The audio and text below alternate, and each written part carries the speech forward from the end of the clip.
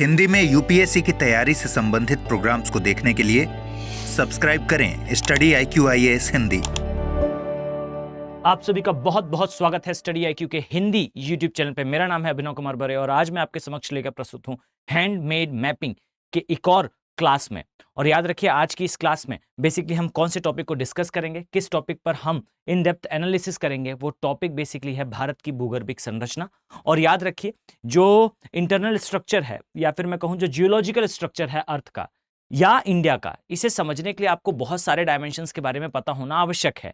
इनमें से कुछ जैसे माउंटेन्स, प्लेट्यूज या फिर रिवर्स अर्थात पठार, मैदान तथा नदियां, इनके बारे में मैंने डिटेल में प्रीवियसली मैप के थ्रू आपको समझाया है। आज की इस क्लास में हम इंडिया का और कॉम्प्लेक्स मैप बनाएंगे और याद रखिए, इस मैप का आप यूज करेंगे अपने मेंस पॉइंट ऑफ व्यू में, खासकर आंसर राइटिंग में। और ये जो क्लास होगी ये प्रीलिम्स के लिए तो इंपॉर्टेंट है ही, साथ में आपके मेंस की आंसर राइटिंग को बहुत हद तक ये क्लास इंप्रूव कर देगी। याद रखिए, मैं सिर्फ 1 मिनट आपसे लूंगा। अगर मैं आपसे कहूं कि हमारे इस कार्य का उद्देश्य क्या है, देखिए बहुत सारी प्लेलिस्ट हैं यूट्यूब पर जहां पर मैपिंग कराई जाती है। आप इजीली चीजों को मार्क मैप के थ्रू या फिर यूट्यूब में अदर वीडियोस के थ्रू कर पाएंगे। याद रखें, इसका उद्देश्य क्या है, ये मैं क्लियर करना चाहता हूं कि हमारी पूरी टीम इस कार्य के लिए अपने एफर्ट पुट कर रही है कि हिंदी माध्यम में जो कंटेंट की कमी है या फिर जो लैग है उसे दूर करा जा सके। याद रखें कि हम इस प्लेलिस्ट में कहां तक जाएंगे ये आपके और केवल आप पर निर्भर करता है। हमारे इंटेंशंस क्लियर हैं, एज मच वी कैन हम वो सभी करेंगे जो आपके लिए आवश्यक होगा, पर तब तक जब तक आपका एंगेजमेंट हमारे साथ है। क्लियर? अब पहली चीज। और दूसरी चीज ये है कि याद रखें कि मैं क्लास का ड्यूरेशन बहुत लंबा 3 घंटे 4 घंटे शायद ना कर पाऊं। हो सकता है कि हम एक मैराथन क्लास रख लें संडे के दिन, जहां मैं आपको मैपिंग पूरी इन ऑल टोटल, जैसे हमने एक प्लान करा है आने वाले कुछ समय बाद, हम जो है वो मोस्ट प्रोबेबली इस संडे और अदरवाइज उसके बाद वाले संडे, इस संडे शायद हम जो है वो एनसीईआरटी के बारे में प्लान करेंगे और पूरी एनसीईआरटी कवर करने का प्रयास करेंगे एक क्लास में, जो क्लास काफी लंबी होगी। और ये मैं आपसे पूछना भी चाहता हूं, अगर आप इसमें इंटरेस्टेड होंगे तो आप कमेंट बॉक्स में अपने सुझाव दे सकते हैं। इसी प्रकार से एक क्लास और जहां पर हम in all total 50 maps of India एक क्लास में ड्रॉ करेंगे। मैं लाइव आऊंगा और लाइव क्लास में हम 50 मैप्स को ड्रॉ करेंगे और उसमें पूरी इंडिया की मैपिंग कवर करेंगे। ये भी एक लंबी क्लास होगी। एक तो ये छोटा सा अनाउंसमेंट है और अनाउंसमेंट के साथ आपसे जो है वो मैं सुझाव भी चाहता हूं, आप इसमें इंटरेस्टेड हैं या नहीं, पहली चीज। और दूसरी चीज ये है कि इस चीज को एक स्टेप और अहेड ले जाएं तो याद रखें कि आपके पास ऑप्शंस हैं कि अभी P2I बैच में, इस बैच का ओरिएंटेशन भी स्टार्ट हुआ है। ये बैच स्टार्ट हो चुका है और क्लोजिंग डेट इसकी 30 सितंबर है। यहाँ मैंने ओरिएंटेशन क्लास ली और इसके पश्चात जो है अदर सब्जेक्ट्स अभी स्टार्ट हो चुके हैं। फाइन, तो आप इसमें डिले होते जाएंगे। अगर आपका जो फोकस है 2024 है, याद रखिए अगर आप 2024 का एग्जाम देना चाहते हैं तो मेरी आपसे एक रिक्वेस्ट है और साथ में एक जेन्युइन एडवाइस है। याद रखिए कि यूट्यूब पर टॉपिक्स को सर्च करके पढ़ना थोड़ा लेथार्जिक हो जाता है। यहां पर आपको एक प्रोग्राम्ड मैनर में सारी चीजें प्रोवाइड करी जाएंगी। मैंने ओरिएंटेशन की क्लास ली तो मुझे खुद भी ये चीज फील हुई कि इसमें बहुत सारी ऐसी चीजें हैं जो आपके लिए बहुत इंपॉर्टेंट हो सकती हैं। जैसे आपको आंसर राइटिंग के लिए डेली आंसर्स मिलेंगे, साथ में अगर आपका जो MRP जिसे कहा जाता है मेंस रेसिडेंशियल प्रोग्राम, इसमें आपको सैटेलाइट मैनर में बुला लिया जाएगा और आप जो है हमारे पास इन हाउस फैसिलिटीज में जो है अपने मेंस की तैयारी करेंगे। इसी प्रकार से याद रखिए कि अगर आप चाहें तो जब आप प्रिपरेशन के दौरान रहेंगे और मान लेते हैं आपका मेंटर मैं हूं, तो आप अपने मेंटर से जो है वो 24/7 कनेक्टेड रहते हैं। कभी भी उनसे जो है जूम मीटिंग पे या गूगल मीट पर आप वीडियो चैट कर सकते हैं, उनसे बात कर सकते हैं, अपने डाउट्स को क्लियर कर सकते हैं। ये सारी सुविधाएं आपके पास होंगी। लाइव क्लास में आप ऑडियो और वीडियो से भी अपने टीचर से लाइव बात कर पाएंगे जो उस समय आपको पढ़ा रहा हो। इन सारी सुविधाओं के साथ अगर आप अपनी जर्नी को प्ले करना चाहते हैं तो ये लास्ट चांस है। 30 सितंबर के बाद इसमें एडमिशन क्लोज हो जाएंगे। आप किसी भी फैकल्टी का कोड यूज करें, जैसे मेरा कोड यहाँ पर मेंशन है AK लाइव, इस कोड का यूज करके या किसी भी फैकल्टी का आप कोड यूज करें और इस कोर्स को प्रिवेल करें। क्लियर? इससे होगा क्या, इससे मैं आपसे और हमारी पूरी टीम आपसे डायरेक्टली कनेक्टेड मैनर में आपको आगे की जर्नी में असिस्ट कर पाएगी। तो चलिए अब हम स्टार्ट करते हैं। जो मैंने आपसे पूछा था उस विषय पर मैं आपसे एक छोटा सा डिस्कशन चाहता हूं। कि अगर मैं आपसे कहूं कि भूगर्भिक संरचना पृथ्वी की किस प्रकार है, या खासकर पृथ्वी के बारे में हम कभी किसी और क्लास में डिस्कशन करेंगे, खासकर भारत की भूगर्भिक संरचना किस प्रकार है। तो देखिए, आपने पर्वत, पठार, मैदान, नदियों वाले चैप्टर्स देखे हैं, क्लियर। अब उस चैप्टर से अलग क्या है, तो पहले मैं आपको वर्ल्ड मैप ड्रॉ करके इसके बारे में ब्रीफ करूंगा और उसके बाद हम पृथ्वी की संरचना देखेंगे। याद रखें, आपको वर्ल्ड मैप का यूज करना होगा। चलिए स्टार्ट करते हैं, ध्यान से देखिए। याद रखें, ये जो आपको दिखाई दे रहा है ये है उत्तरी अमेरिका, इस प्रकार से ये वाला भाग कैलिफोर्निया है।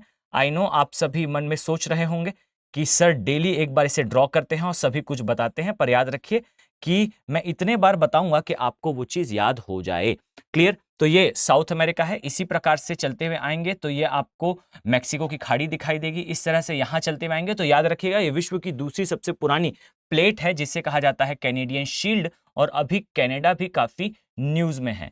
याद रखें, हम अब स्टार्ट करने वाले हैं करंट बेस्ड टॉपिक से, मैप और उसकी स्टडी, क्लियर। तो जो भी आईआर के टॉपिक होंगे, आईआर का अर्थ क्या है, इंटरनेशनल रिलेशन, इसके जो टॉपिक्स होंगे उसे हम मैप के थ्रू और इन डेप्थ एनालिसिस करके, याद रखें कोई न्यूज को रिप्रेजेंट करना अलग बात होती है और उसके बारे में एनालाइज करके आपको वो सभी जानकारी जो आवश्यक है वो बताने का प्रयास अब से डेली आपके लिए एक वीडियो मेरा आया करेगा।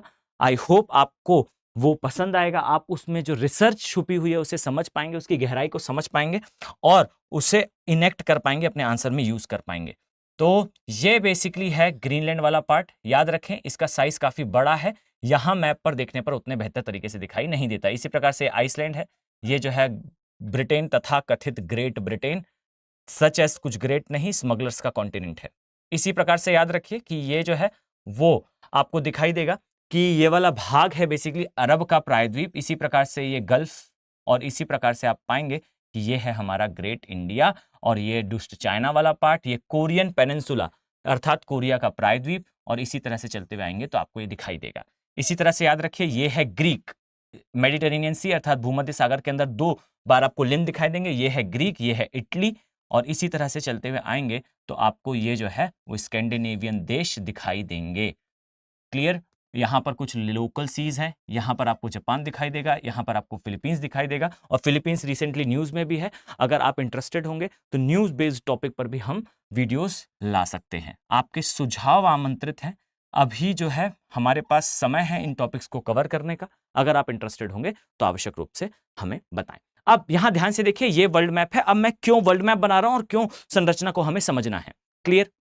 तो देखिए, आप सभी ने इंडियन ज्योग्राफी में पढ़ा होगा कि ये कहा जाता है कि जो भारत है उसका उत्तर भारत का विशाल मैदान, सभी ने मार्किंग देख रखी है। अगर मैं इसे छोटा सा प्लॉट करूं, इसे थोड़ा सा हम एडजस्ट करते हैं, इसे हम यहां ले आए इस प्रकार से, तो यहां ध्यान से देखिए, अगर मैं यहां इंडिया ड्रॉ करूं इस प्रकार से ये है, और याद रखें कि आप सभी को इंडिया का मैप 2 स्ट्रोक में बनाते आना चाहिए।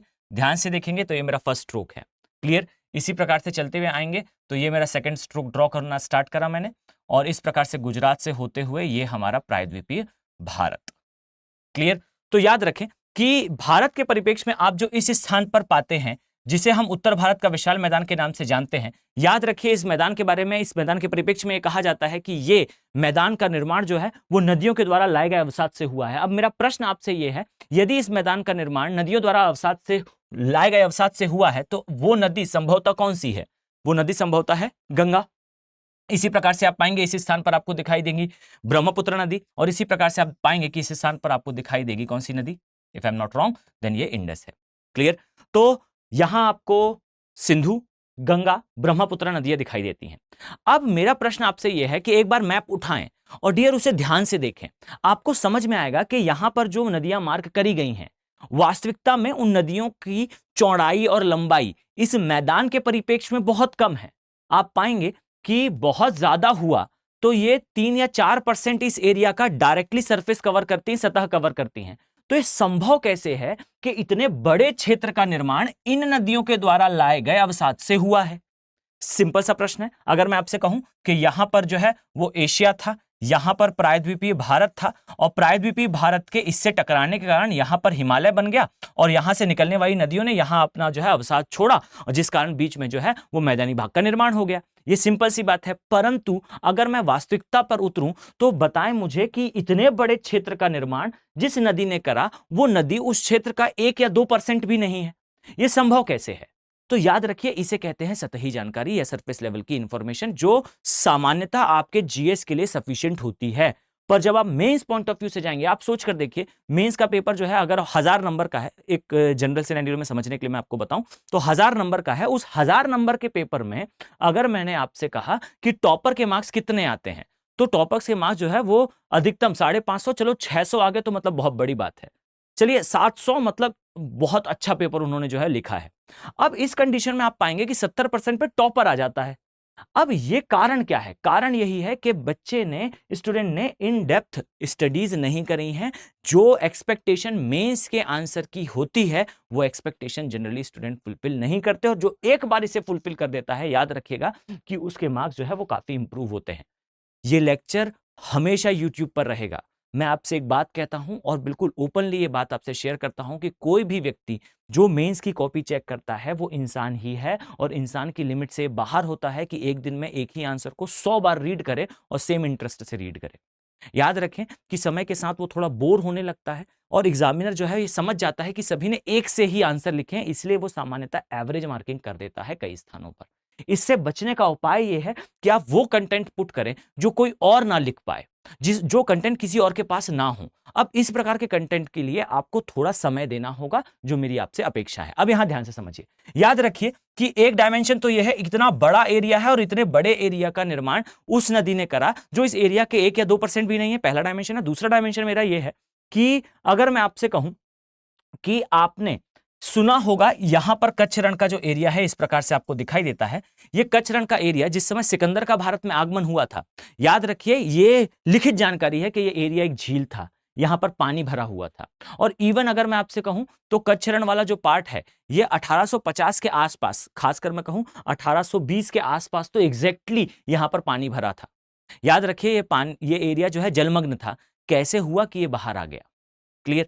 इसी प्रकार से एक डायमेंशन मैं आपके सामने और पुट करना चाहता हूं, बहुत धैर्य से समझिएगा कि अगर मैंने आपसे ये कहा कि इस क्षेत्र में आपको एक द्वीप दिखाई देगा, इस तरह से अगर मैं ड्रॉ करूं, जस्ट अ सेकेंड, अगर हम यहां आए, जस्ट अ सेकेंड, इस प्रकार से अगर मैं आपसे कहूं कि ये जो क्षेत्र आपको दिखाई दे रहा है, यहां पर आपको पाकिस्तान का सिंध दिखेगा। और याद रखिए कि विभाजन के समय लॉ ऑफ सी और लॉ ऑफ कॉन्टिनेंट लगता है। यानी कि अगर मैं कहूं अफ्रीका में आज एक देश को विभाजन करके 2 देश बनाए जा रहे हैं, मान लेते हैं, तो उस कंडीशन पे यूएन के 2 लॉ वर्क करते हैं। यहां पर ये टॉक आपके लिए सुपर इंपॉर्टेंट है, प्लीज इसे समझिएगा। याद रखें, लॉ ऑफ सी और लॉ ऑफ कॉन्टिनेंट कहता है कि विभाजन किस प्रकार से होगा, अर्थात सेपरेशन किस प्रकार से होगा। तो अगर मैं आपसे कहूं कि उन लॉज के बारे में आपको ज्यादा नहीं पढ़ना, पर आपको यह जरूर समझना है कि लॉ ऑफ कॉन्टिनेंट अर्थात महाद्वीपों के विभाजन के सिद्धांत के आधार पर, यहां पर हम किसी साइंटिफिक थ्योरी की बात नहीं कर रहे हैं, पॉलिटिकल थ्योरी की बात कर रहे हैं। याद रखें कि अगर सिंध पाकिस्तान को दिया गया था, तो याद रखिए कि लॉ ऑफ कॉन्टिनेंट के अकॉर्डिंगली ये जो पार्ट था ये भारत को दिया गया। क्लियर? और याद रखें कि वास्तविकता ये थी कि ये भाग 1820, ज्यादा हुआ तो चलिए 40 के बीच तक ये सागर के अंदर था। अगर इस तथ्य को उठाया जाता या फिर इस तथ्य पर ज्यादा बातचीत होती, तो याद रखिए इसे माना जाता एक द्वीप जो वास्तविकता में एक क्षेत्र है। याद रखें कि ये वाला भाग और ये वाला भाग अभी हम ड्रॉ करेंगे 3D मैप के थ्रू, आप समझेंगे कि ये दोनों भाग जो हैं ये वास्तविकता में क्या है, द्वीप हैं। और अगर ये द्वीप माने जाते, क्योंकि बहुत पुरानी बात नहीं थी, ये 100-150 साल पहले तक की बात थी, और ये भी कहा जा सकता था कि भूगर्भिक गतिविधियां आगे चेंज होंगी तो हो सकता है ये भाग वापस पानी के अंदर चले जाएं। इस प्रकार के अगर कोई स्टेटमेंट, रबिश स्टेटमेंट अगर पाकिस्तान पुट करता तो यहाँ डिस्प्यूट क्रिएट होता। और याद रखिए कि अगर ये द्वीप ही कंसीडर होते, तो याद रखिए कि ये भाग जो है वो पाकिस्तान और भारत के बीच विभाजित होता, अर्थात आधा कच्छ पाकिस्तान को दिया जाता, आधा गुजरात का वाला जो भाग है जहां काठियावाड़ का पठार है वो भी पाकिस्तान को दिया जाता। पर ये भारत के पक्ष में आया। ये आया कैसे? तो इसे समझने के लिए आपको भूगर्भिक संरचना समझनी होगी। ये मैंने कनेक्ट करा पॉलिटी को, ये मैंने कनेक्ट करा सोसाइटी को ज्योग्राफी के साथ। क्लियर? तो चलिए अब हम स्टार्ट करते हैं फॉर्मेशन। तो पहली चीज तो यहां ध्यान देने योग्य है कि हमें इस टॉपिक में कुछ 3D मैप्स की आवश्यकता होगी। क्यों? क्योंकि जब आप भूगर्भिक संरचना की बात करते हैं तो यहां पर आपको अलग अलग डायमेंशन देखने होंगे। तो चलिए सबसे पहले हम भारत की भूगर्भिक संरचना को इस मैप पर प्लॉट करते हैं और मैं ये मानकर चलता हूं कि आप इसे आवश्यक रूप से जो है ड्रॉ करेंगे। किसी भी प्रकार की समस्या होती है, प्रॉब्लम की बात नहीं है, आप मेरे टेलीग्राम चैनल अभिनव बोहरे ज्योग्राफी में यहां लिख देता हूं।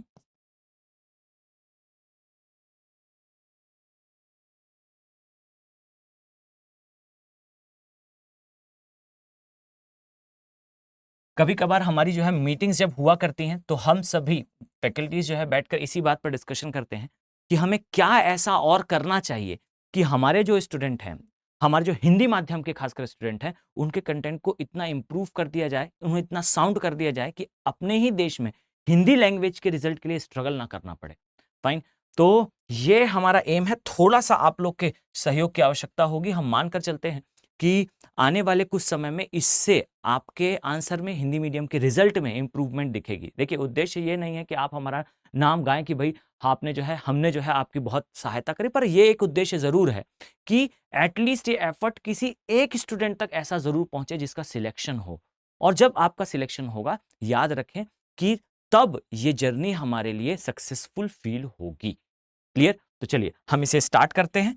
आइए ध्यान से देखें, याद रखें कि हमें सबसे पहले जो है हिमालयन संरचना को देखना है। अब यहां पर याद रखने योग्य बात है कि एक्चुअली भारत कैसा दिखता है, यानी कि मैंने आपको पहले भी बताया है, ये मैं रफ एक मैप सिर्फ अंडरस्टैंडिंग के लिए ड्रॉ कर रहा हूं। याद रखें कि जो भारत है वो वास्तविकता में पहले किसका भाग था?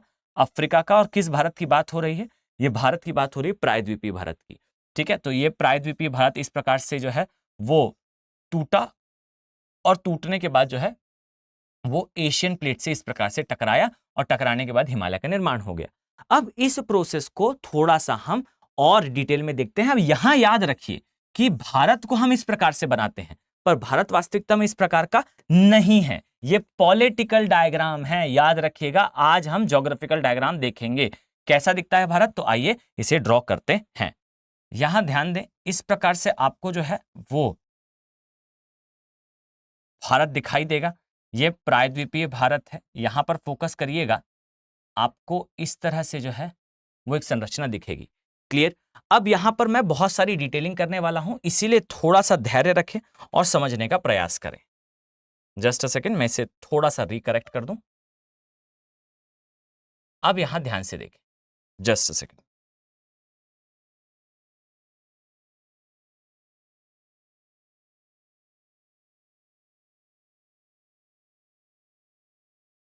ये अब हम कनेक्ट करेंगे इसे। ये अब यहां ध्यान दें कि ये जो डायग्राम है ये शो कर रहा है कि ये प्रायद्वीपीय क्षेत्र है। क्लियर? देखें ध्यान से, मैं यहां पर शेडिंग कंप्लीट कर दूं, फिर हम आगे डिस्कशन करते हैं।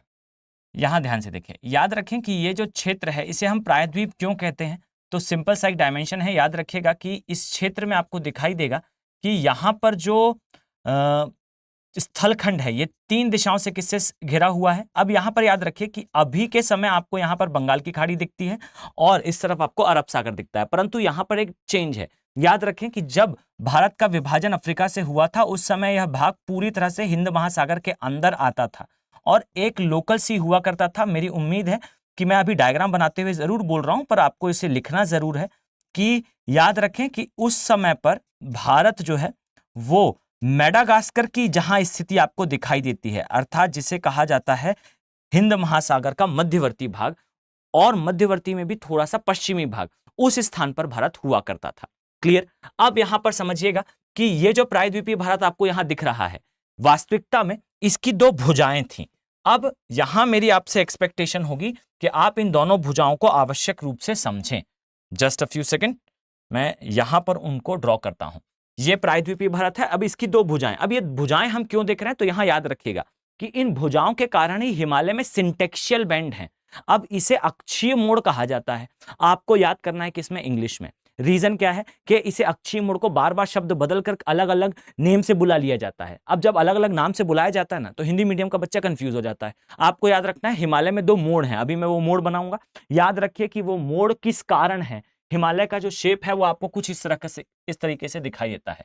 यहां पर 2 बार हिमालय में इस प्रकार के मोड़ पड़े हुए हैं और याद रखिए कि यहां पर चट्टानें काफी कठोर है और उनका महत्व है। ध्यान रखिएगा कि ब्रह्मपुत्र नदी में पानी बहुत ज्यादा है। ब्रह्मपुत्र में इतना पानी है जितना एक समय पर जो है वो नाइल नदी में नहीं था। ठीक है। अब इसे कंक्रीट ब्रेकिंग रिवर कहते हैं, वो नदी जो बांध तोड़ दिया करती है। हिमालय से आने वाली इस ब्रह्मपुत्र नदी पर बांध बनाना असंभव था बच्चों। याद रखिए, फिर भी हम बांध तभी बना पाते हैं जब ब्रह्मपुत्र नदी के आसपास हमें दो पहाड़ मिले। और याद रखिए, ब्रह्मपुत्र दो जन्म इंडिया एंटर नहीं करती, वो सीधा निकलती है और जैसे मैकोंग जाती है, मैकोंग जाकर अपना जल विसर्जित करती है साउथ चाइना सी की तरफ। याद रखिए, उसी प्रकार ब्रह्मपुत्र नदी भी अपना जल विसर्जित करती कहां? साउथ चाइना सी में। ब्रह्मपुत्र भारत आती ही क्यों है?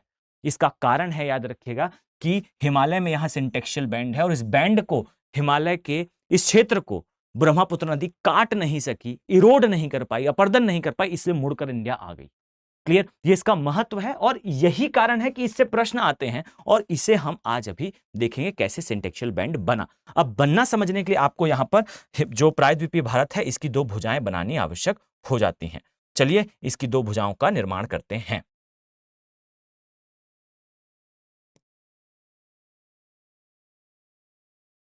याद रखें, प्रायद्वीपीय भारत की आपको एक भुजा जो है वो इस प्रकार से दिखाई देगी, जिसे अरावली के नाम से जाना जाता है। इसमें याद रखें कि अरावली के बारे में मैंने डिटेल में क्लास ले रखी है, आप मेरे उस वीडियो में जाकर इसे देख पाएंगे। याद रखें, इस भुजा के कारण हुआ क्या कि ऊपर जो प्लेट आपको दिखाई दे रही है उसमें एक धक्का पड़ा। अब अगर मैं इस प्रकार से एक हाथ आगे और एक हाथ पीछे लेकर आपकी ओर दौड़ूं, तो याद रखिए, सबसे पहले जो हाथ टकराएगा वो सबसे ज्यादा जोर से आपको धक्का देगा, अर्थात वहीं आपको ज्यादा चोट लगेगी जहां मेरे इस हाथ से टकराव हुआ है। अब याद रखिए, जब ये हाथ टकराएगा सबसे पहले जो प्रायद्वीपीय भारत का अरावली वाला भाग है, तो याद रखिए ये जो है सबसे ज्यादा चट्टानों को मोड़ेगा, सबसे ज्यादा वहां वलन पड़ेंगे। इसलिए आपको हिमालय का जो पश्चिमी भाग है ये सबसे ज्यादा ऊंचा दिखाई देता है और सबसे ज्यादा अंदर तक दिखाई देता है। जो शेप मैंने अभी बनाया था वो इस प्रकार से ये ऊपर जाता है, फिर ये सैगिंग नीचे, अर्थात सैगिंग का मतलब होता है इस प्रकार से नीचे आना, फिर ये नीचे आएगा और फिर से ऊपर जाएगा। ऊपर क्यों जाएगा? तो अभी यहां पर दूसरी पहाड़ी है जिन्हें राजमहल की पहाड़ी या गारो खासी जयंतिया के नाम से जाना जाता है। क्लियर? चलिए आए इसे कंप्लीट करते हैं, फिर हम आगे बढ़ते हैं। याद रखें, अरावली जो है वो अवशिष्ट पर्वत का उदाहरण है। अवशिष्ट का मतलब यह है कि एक समय पर अरावली के लिए कहा जाता था कि ये जो है वो हिमालय जितना ऊंचा है, ऊंचा था। आज के समय अरावली पूरी तरह से अपर्दित हो चुका है, पुराना हो चुका है और इसकी केवल कुछ पहाड़ियां ही बची हुई हैं। क्लियर? इसकी सबसे ऊंची चोटी को जो है माउंट आबू के नाम से जाना जाता है, माफ कीजिएगा, इसकी सबसे ऊंची चोटी गुरु शिखर के नाम से जाना जाता है, जहां पर आपको माउंट आबू देखने को मिलता है।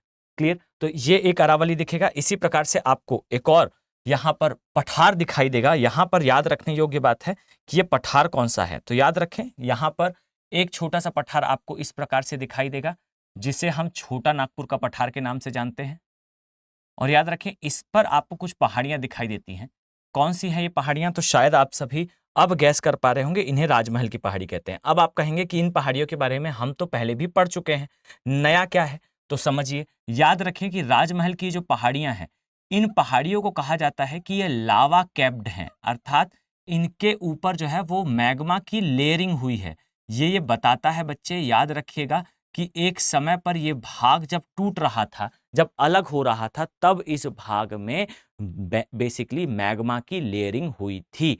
ये जब टूटा तो याद रखिएगा, ये बहुत जो है इंपॉर्टेंट डायमेंशन है। याद रखिए कि जब प्रायद्वीपीय भारत अफ्रीका से टूटा, टूटने के बाद आगे निकला, तो इस क्षेत्र में कुछ स्थानों पर मैग्मा की लेयरिंग हुई थी, अर्थात यहां से मैग्मा का उद्गार हुआ था। अभी डायमेंशन क्यों इंपॉर्टेंट हो जाता है? तो याद रखिए कि सभी को पता है कि दक्कन के पठार पे लेयरिंग हुई है मैग्मा की, यानी कि यहां से मैग्मा निकलकर पूरे क्षेत्र में बहा था, इस कारण जो है यहां पर बसाल्ट की चट्टानें बनी। लेकिन यहां पर भी मैग्मा की लेयरिंग हुई है, ये किसी को नहीं पता। और अगर पता भी है तो यह समझा जाता है कि लेयर यहां तक पहुंची थी, अर्थात यहां पर जो पहाड़ी है उनके ऊपर जो मैग्मा की लेयर दिखाई देती है, ये लेयर बेसिकली क्यों है? ये लेयर बेसिकली इसलिए है क्योंकि यहां से मैग्मा वहां तक पहुंचा था। ऐसा नहीं है। याद रखिए कि राजमहल की पहाड़ियों के ऊपर लावा की जो लेयर आपको दिखाई देती है, दक्कन के क्षेत्र से आने वाला मैग्मा नहीं था, ये मैग्मा और भी पुराना था। ये बताता है कि कभी इस क्षेत्र में कोई वोल्केनिक एक्टिविटी हुआ करती थी जब प्रायद्वीपीय भारत अफ्रीका का पार्ट था। पॉइंट क्लियर है? तो ये डायमेंशन आप याद रखिएगा, ये छोटा नागपुर का पठारी क्षेत्र है और इसी छोटा नागपुर के पठारी क्षेत्र का याद रखिए कि एक विस्तार आपको आगे दिखता है और ये सुपर इंपॉर्टेंट हो जाता है। ध्यान से देखिएगा, बहुत इंपॉर्टेंट है। इस प्रकार से आपको यहां पर एक पठार देखने को मिलता है।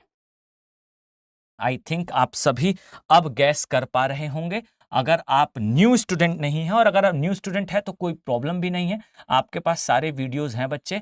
मेरी रिक्वेस्ट होगी कि आप इस एफर्ट को बेस्ट यूटिलाइज करें। आपको सारा कुछ जो है वो एक स्थान पर मिल रहा है, आप सीधा जाएं और उससे जो है वो नोट्स के फॉर्म में चेंज कर लें।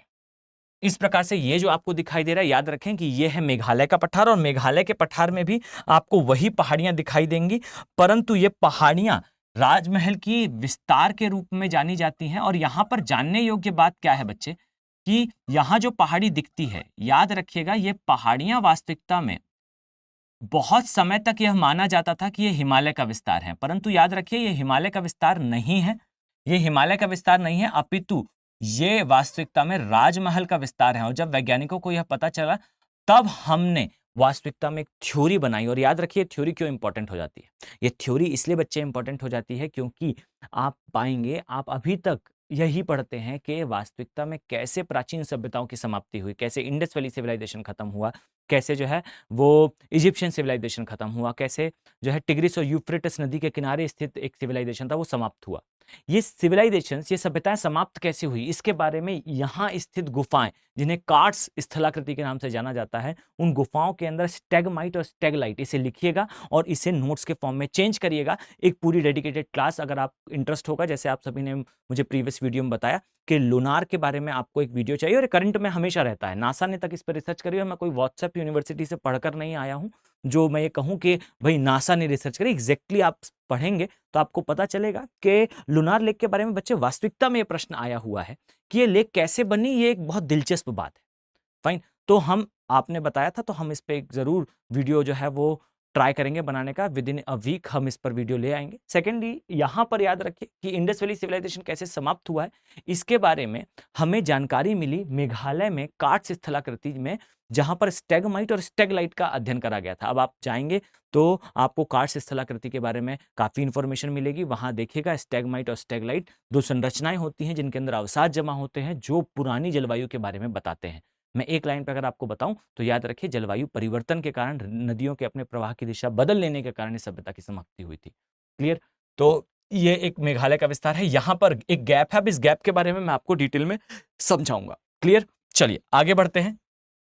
याद रखें कि ये जो क्षेत्र आपको दिख रहा है, इस क्षेत्र में एक भ्रंश है। अब इस भ्रंश को समझिएगा, यही वास्तविकता में जो भारत है इसकी भूगर्भिक संरचना है। क्लियर? देखिएगा ध्यान से, यहां पर एक भ्रंश या एक कगार बना हुआ है। याद रखें ये जो भ्रंश आपको दिख रहा है, इस भ्रंश के अंदर, इस दरार के अंदर आपको प्रवाह दिखाई देगा एक नदी का। कौन सी है वो नदी? तो याद रखें ये भारत की जो है भूगर्भिक संरचना का एक इंपॉर्टेंट डायमेंशन है कि यहां से एक नदी का प्रवाह होता है, और ये नदी जो है प्रवाहित होने के पश्चात इस प्रकार से आगे की दिशा में जाती है, जो कि प्रायद्वीपीय भारत के प्रवाह की दिशा के विपरीत है।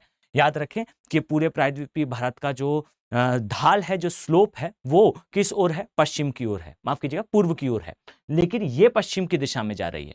पूर्व की ओर है कैसे पता? तो यहां पर बड़ी नदियां अपने डेल्टा का निर्माण करती हैं पूर्व की दिशा में। क्लियर? चाहे वो मैंने डायग्राम से पहले भी समझाया है आपको। याद रखें कि यहां पर गोदावरी है, इस प्रकार से कृष्णा है, इस प्रकार से कावेरी है। ये सारी नदियां जो है पूर्व की ओर अपने डेल्टा का निर्माण करती हैं। पॉइंट क्लियर है? तो इसे थोड़ा सा जो है वो याद रखिएगा। इसी प्रकार से एक और यहां पर भ्रंश है। याद रखें इस भ्रंश का निर्माण जो है वो एक कगारी रूप में हुआ है। यहां भ्रंश बनाना आवश्यक नहीं है, ऊपर वाला भ्रंश जरूरी है।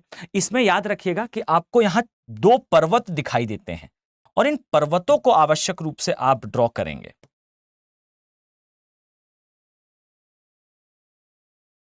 कौन से हैं वो? तो यहां पर ध्यान दें कि यहां पर आपको जो है, जस्ट अ सेकेंड, एक सतपुड़ा दिखाई देगा और एक विंध्य दिखाई देगा।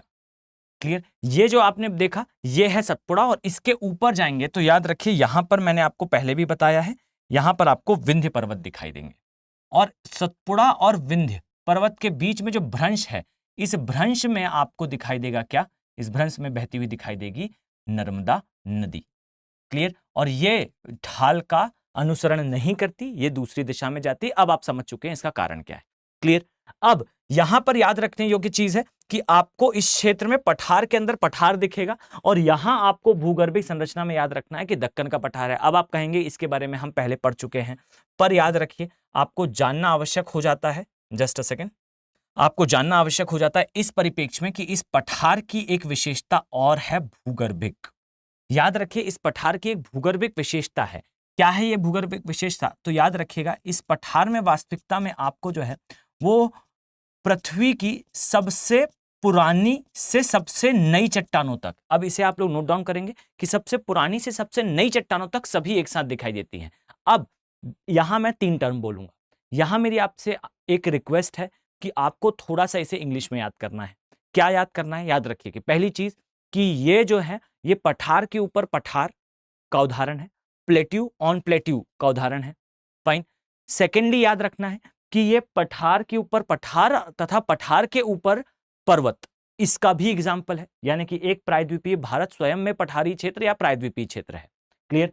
प्रायद्वीप के ऊपर एक पठार है और पठार के ऊपर आपको पर्वत दिखेंगे। क्लियर? अब यहां जानने योग्य बात है, याद रखिए कि ये जो पर्वत आपको इस स्थान पर दिखेंगे इस तरह से,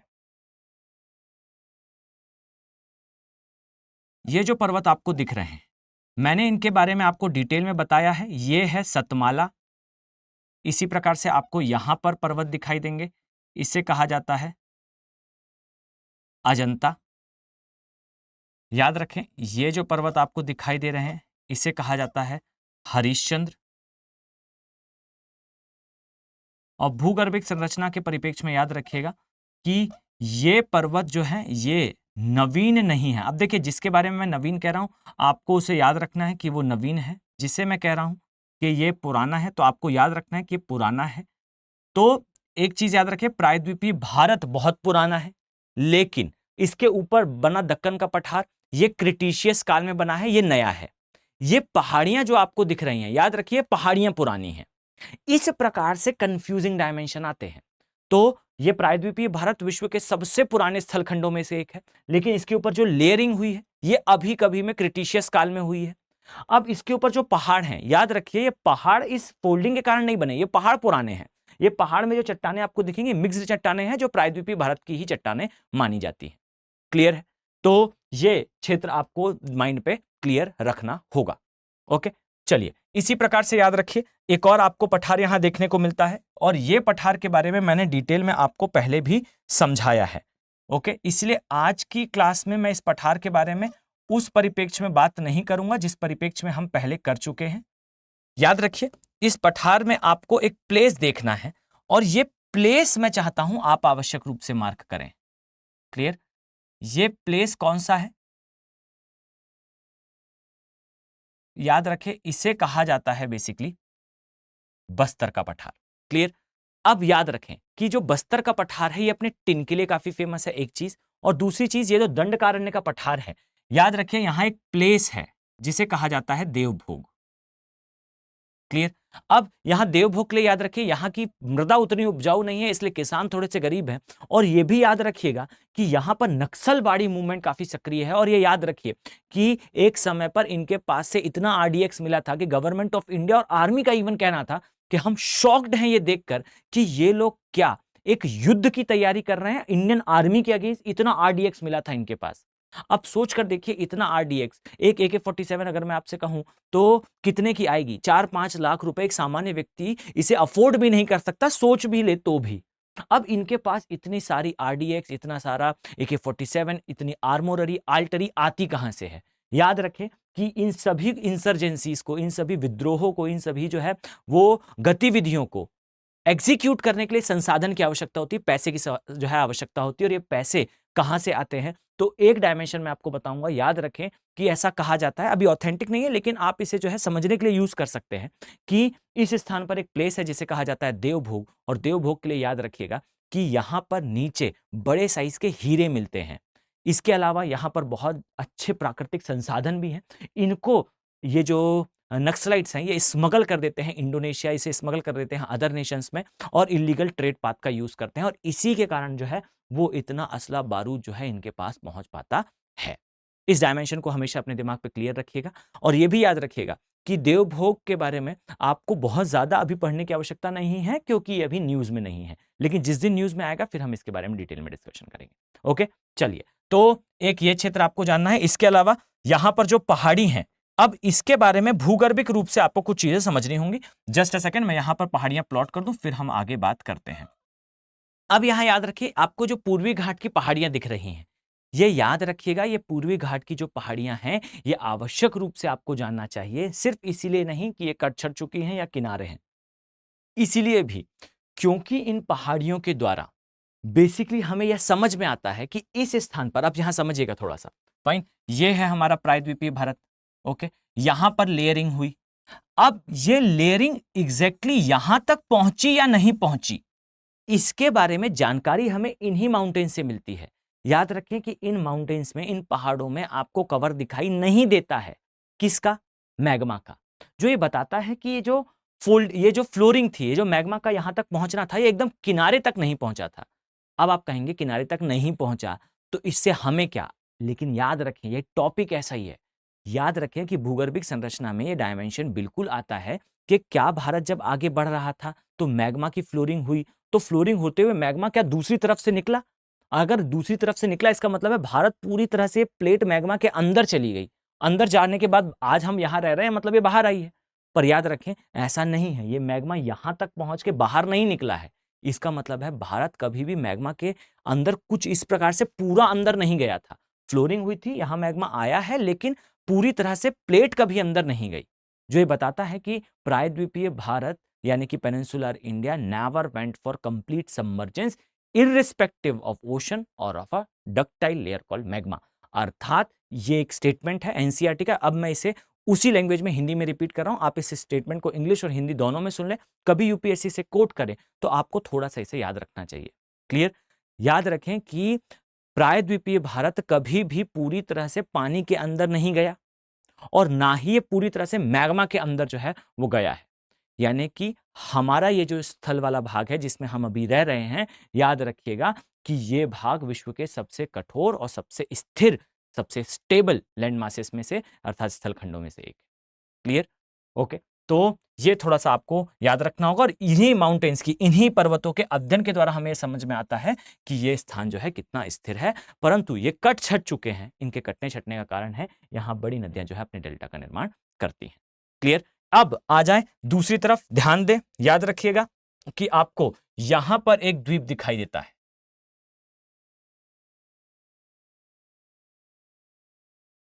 इस प्रकार से इस स्थान पर आपको एक द्वीप दिखाई देता है, कुछ इस तरह से। ये एक द्वीप है और याद रखें यहां पर भी एक द्वीप है। ये है हमारी भूगर्भिक संरचना। याद रखिए ये जो द्वीप है, इस ये भाग पहले जो है वो स्थल खंड से जुड़ा हुआ था।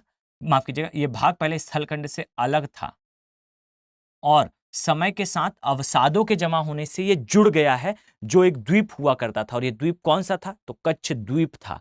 यहां पे जब आप मार्किंग देखेंगे तो आपको बहुत सारी द्वीप के नाम से, पच्छम द्वीप, मध्यम द्वीप, द्वीप के नाम से मार्किंग दिखेगी, जो ये बताता है कि ये एरिया एक द्वीपीय क्षेत्र था। और याद रखिए सेपरेशन के समय अगर इसे इस प्रकार से डील करा जाता तो कहानी कुछ और होती, परंतु ये बिल्कुल बेफिक्र रहे कि चूंकि 100-200 साल से स्थलखंड से जुड़ा हुआ है तो कोई सेंस नहीं निकलता। अगर इस सेंस से जो है पाकिस्तान हमसे डिबेट करता कि चूंकि ये 200 साल पहले एक द्वीप था तो इसको आधा भाग जो है पाकिस्तान को दिया जाए, तो ये बहुत चाइल्डिश बात हो जाती। याद रखिए फिर भारत बोलता हमें आधा अफ्रीका दे दो।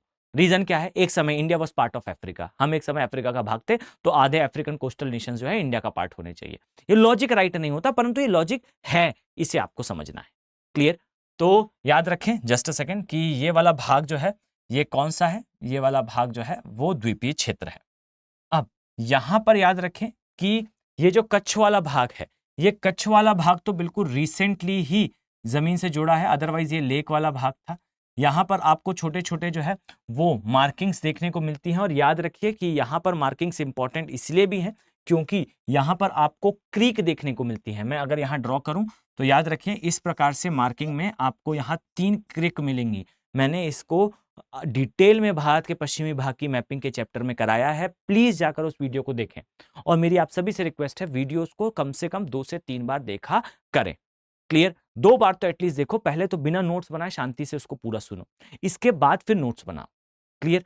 अब यहां याद रखो कि यहां पर 3 क्रिक मिलेगी बच्चे, यहां एक मिलेगी सर क्रिक, एक मिलेगी कोरी क्रिक, एक मिलेगी गोदाई क्रिक। यहां जो सर क्रिक वाला पार्ट है, ये भारत और पाकिस्तान के बीच में डिस्प्यूटेड एरिया है, पर है पूरी तरह से इंडिया का ही। क्लियर? अब दूसरी चीज याद रखिएगा, यहां पर तेल है, यहां पर नेचुरल गैस मिलती है सर क्रिक और कोरी क्रिक वाले एरिया में, खासकर सर क्रिक में 24-25 किलोमीटर की एक स्ट्रिप है और हम इसे बिल्कुल पाकिस्तान को नहीं देते। और याद रखिए कि भारत पाकिस्तान को दे नहीं सकता, ऐसा नहीं है। अगर हम कुछ देकर पाकिस्तान जैसे देश के साथ फ्रेंडशिप कर सकते हैं, जो हमारा पड़ोसी है और हमें एंट्री दे सकता है सेंट्रल एशिया में, जो हमारे लिए डेवलपमेंट का द्वार बन सकता है, हम 24 किलोमीटर की स्ट्रिप आसानी से दे सकते हैं। पर याद रखिए, ये स्टार्ट होगा, इसे बोलते हैं सलामी टैक्टिक्स, ये चाइना फॉलो करता है, पाकिस्तान को भी फॉलो करने में ज्यादा समय नहीं लगेगा। अगर हमने ये क्षेत्र पाकिस्तान को दिया तो पाकिस्तान ये बोलेगा कि भारत ने चूंकि ये दे दिया है, ये बताता है कि भारत ये मानता है कि कच्छ वाला पार्ट जो है वो पाकिस्तान का है। तो हमें जिस लॉजिक से भारत ने सरक्रिक दे दिया, उसी लॉजिक से भारत हमें जो है वो कच्छ दे दे। अब आप बोलेंगे चलो कच्छ दे दो, तो फिर वो बोलेगा कि फिर गुजरात वाला पार्ट भी उसका है, अब आधा गुजरात दे दो।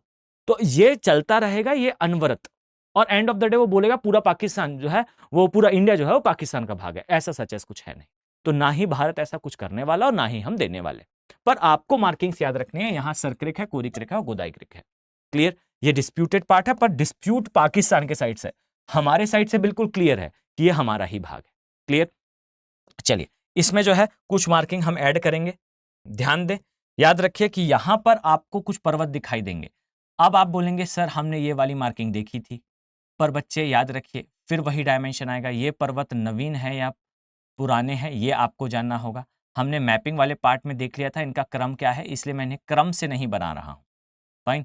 यहां पर आपको याद रखना होगा कि यहां जो पर्वत है, इसमें गिरवन या फिर गिर पर्वत, फिर गिरनार पर्वत, फिर बारदा हिल्स, ये हिल्स पाई जाती हैं। यहां याद रखिए ये जो है ये मिक्स्ड है, यानी कि ना ही बहुत ज्यादा पुराने हैं ना ही बहुत ज्यादा नए हैं, पर हाँ ये एकदम नवीन तो बिल्कुल नहीं है। यानी कि अगर यूपीएससी कोट करता है तो आपको याद रखना है कि एकदम नवीन का तो एग्जाम्पल बिल्कुल नहीं है, ये पुराने पर्वत ही हैं। देखिए, पठार नया, पर्वत पुराने, क्षेत्र पुराना, पर्वत पुराने, पठार नया, ये डायमेंशन होते हैं, इससे प्रश्न आया करते हैं।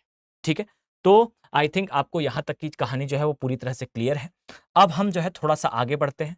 याद रखें कि अब यहां देखिए 2 भुजाएं दिख रही हैं, और अगर किसी को कंफ्यूजन हो रहा हो तो बिल्कुल टेंशन की बात नहीं है। ये देखो, ये वाला डायग्राम आप याद कर सकते हो। अगर आप उस डायग्राम को ना बना पाए तो ये डायग्राम याद रखिएगा कि एक तरफ आपको जो है इस प्रकार से पहाड़ियां दिखाई देती हैं। जस्ट अ सेकेंड, ये कुछ पहाड़ियां दिखाई देती हैं। देखिए, मैं दोनों तरीके से आपको बता सकता हूं, इजीएस्ट और टफेस्ट। फाइन। देखिए, ये पहाड़ी दिखाई देगी, ये एक भुजा हो गई। यहां पर दूसरी पहाड़ियां दिखाई देंगी, इन पहाड़ियों को बेसिकली कहा जाता है राजमहल और गारो की पहाड़ियां। जैसा मैंने आपको बताया, यहाँ गारो, खासी, जयंतिया, बराइल में रेगमा वाला पार्ट है। इसी प्रकार से आप इसे सिंपल मैनर में यहाँ देख सकते हैं। और ये याद रखिए कि इसी क्षेत्र में कुछ इस प्रकार से आप बना पाएंगे। ये है दक्कन का पठार। आपको एटलीस्ट ये डायग्राम तो प्लॉट करना ही चाहिए। और याद रखें, ये डायग्राम बहुत इजीली आप प्लॉट कर पाएंगे, ऐसा नहीं है कि आपको बहुत टफ लगे। इस प्रकार से आप जो है इसे ड्रॉ कर लें। अगर आपसे ये इतना डिटेल, फाइन डिटेलिंग से नहीं कर पा रहे हैं तो आप जो है एटलीस्ट इतना जो है वो आवश्यक रूप से कर लें। क्लियर? तो यहां आप समझा पाएंगे कि ये प्रायद्वीपीय भारत है। प्रायद्वीपीय भारत की 2 भुजाएं, एक जो है छोटा नागपुर के पठार और दूसरा जो है वो अरावली की पहाड़ियां। अब इसके आधार पर आप समझा पाएंगे कि जो ये 2 भुजाएं थी, ये इस प्रकार से आगे बढ़ी। आगे बढ़ने पर पहले जो भुजा टकराई उसने एक बार जो है वो हिमालय का निर्माण करा, फिर दूसरी भुजा टकराई, इसने यहां पर निर्माण करा। अब ये जो बीच वाला भाग है, यहां पर जो है वो टकराव बाद में हुआ, इसलिए थोड़ा पीछे खिसका हुआ है, और इसलिए हिमालय में जो है आपको इस प्रकार का एक कर्व दिखेगा और 2 स्थानों पर बैंड दिखाई देंगे जहां से हिमालय की 2 भुजाएं निकलती है, जो हम अभी प्लॉट कर लेंगे। क्लियर? तो चलिए अब इसको हम जो है वो प्लॉट करना स्टार्ट करते हैं। जस्ट अ सेकेंड,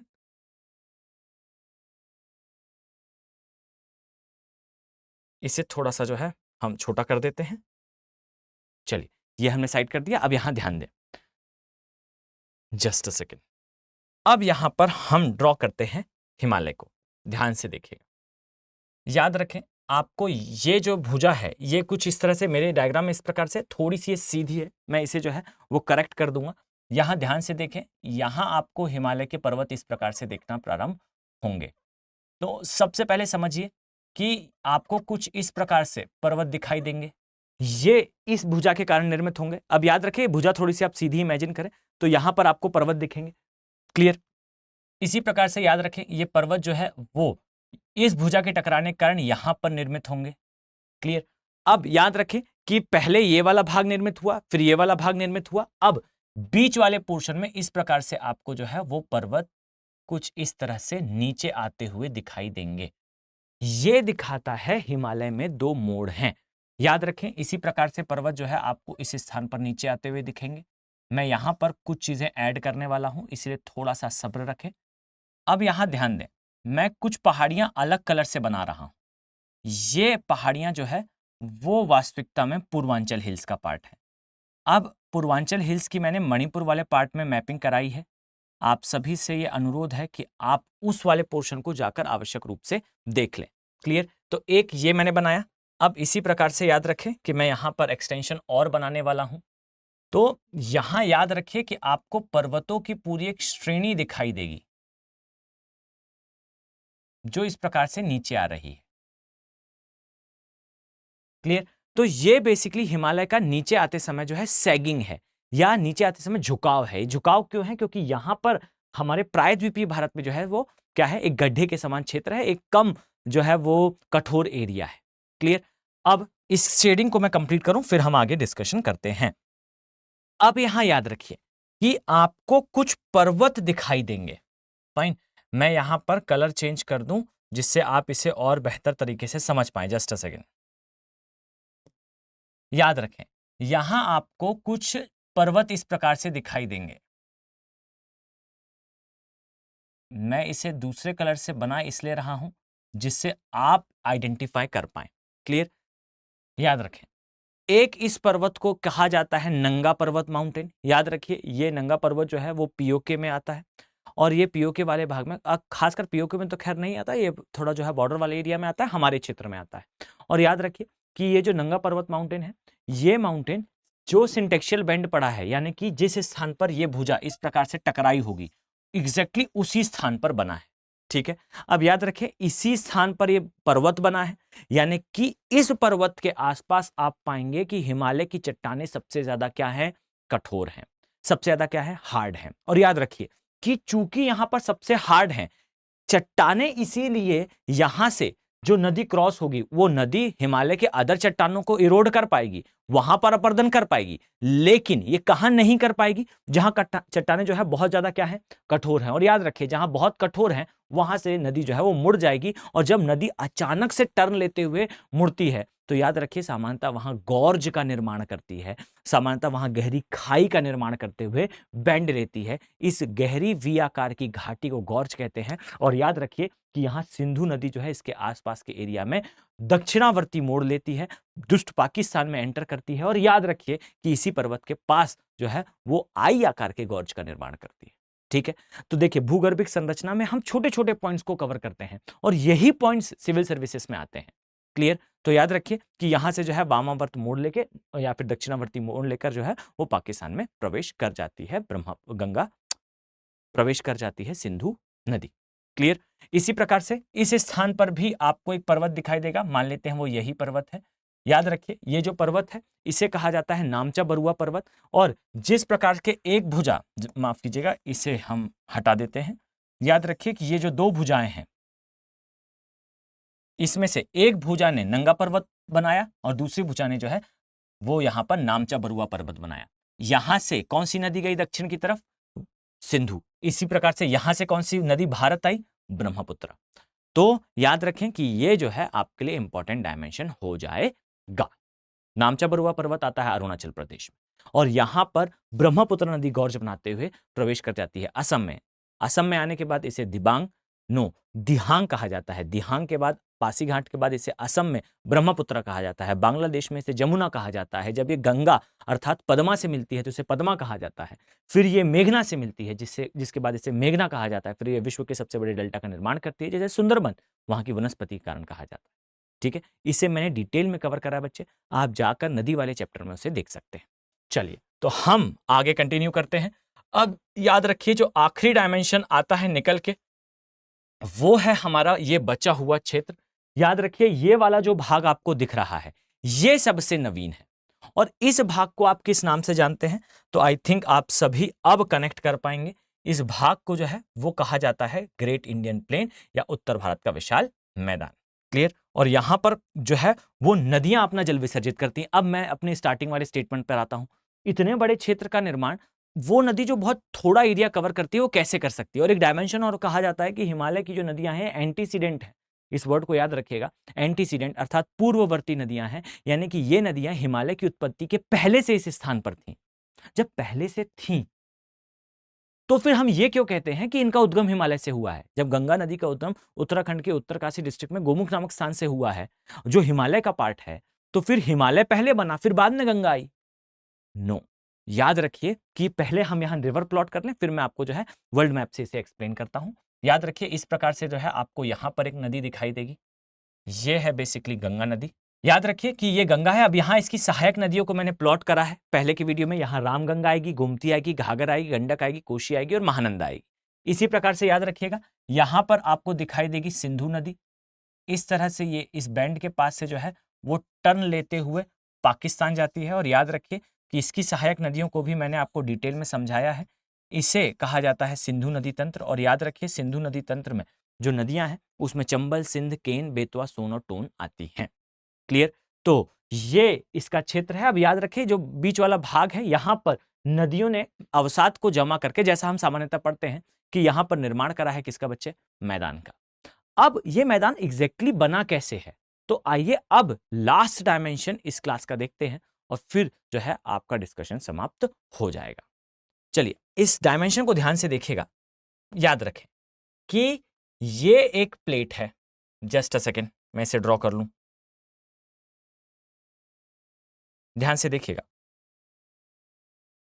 ये बेसिकली है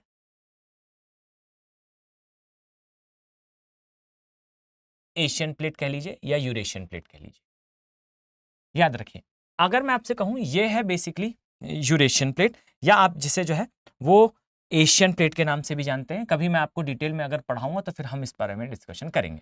ठीक है, अब ये एक बड़ी प्लेट है, ये एक बड़ी प्लेट है।